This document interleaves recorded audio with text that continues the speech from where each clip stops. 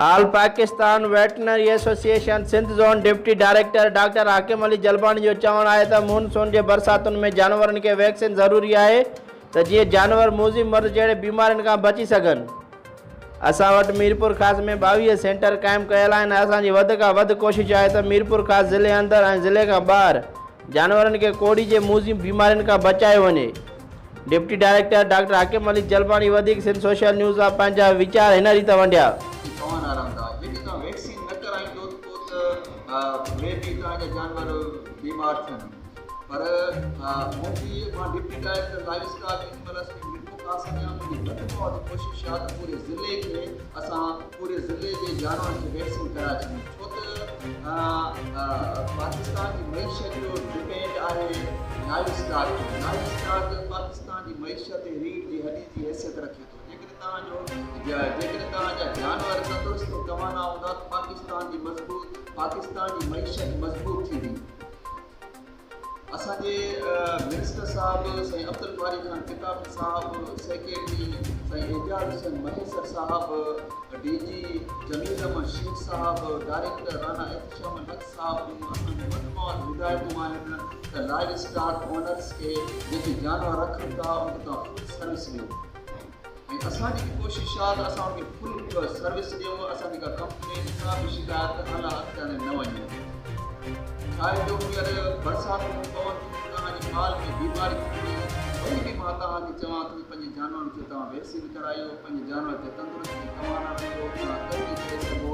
आला अख़्तियारनि जी इहा ई कोशिशि आहे जेके जानवर रखनि था जनवट हिकिड़ी मेन आहे त 2 मेनूं थियनि जनवट 2 मेनूं आहिनि त 3 मेनूं थियनि। असांजे मिनिस्टर सेक्रेटरी डीजी डायरेक्टर साहब वधि में वधि हिदायतूं आहिनि त असांजो पाकिस्तान असांजी सिंध लाइफ स्टाक जे लिहाज़ सां तरक़ी करे पोइ असांजे आला अख़्तियारनि असांजी जेका मिनिस्टर साहब असांजे सेक्रेटरी साहब असांजी डीजी साहब असांजे डायरेक्टर साहब लाइफ स्टाक खे बाक़ाइदे शो आउट करायो आहे। बाक़ाइदे हाणे सिंध जे माण्हुनि खे इहा ख़बर पवे थी त सुठी ब्रीड कहिड़ी आहे, सुठो नसुल कहिड़ो आहे, सही नसुल कहिड़ो आहे, सही नसुल जेका ख़राबु जेकी सही नसुल न आहे उहो कहिड़ो आहे। इहा उन्हनि भरपूर बाक़ाइदे ॾियारे छॾी आहे। असां deputy director life stock animal hospital सां या असांजे सेंटर्स ते जेके बि डॉक्टर वेठा आहिनि उन्हनि सां तव्हां राब्तो कंदो तव्हांजो लाइफ स्टाक तंदुरुस्ती रवाना रहंदो। मां हिते डिप्टी डायरेक्टर आहियां।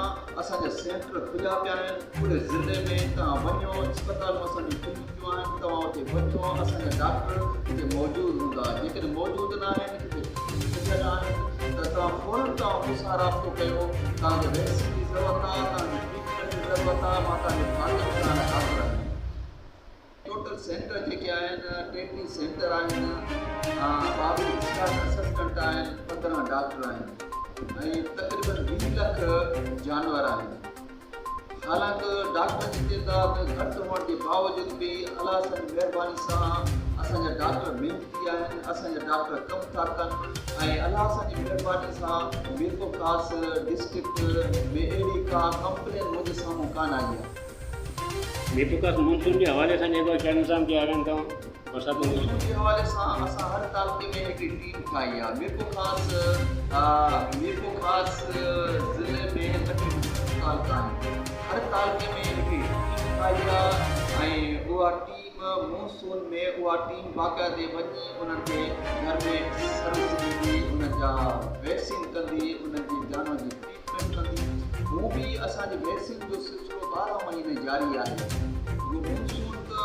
मानसून जो त न आहे, 12 महीना असांजा डॉक्टर ट्रीटमेंट कनि था, 12 महीना असांजा डॉक्टर वैक्सीन कनि था। मानसून जे हवाले सां कहिड़ी वैक्सीन इस्तेमालु कई वञे? मानसून जे हवाले सां हेमोरेजिक सेप्टिसेमिया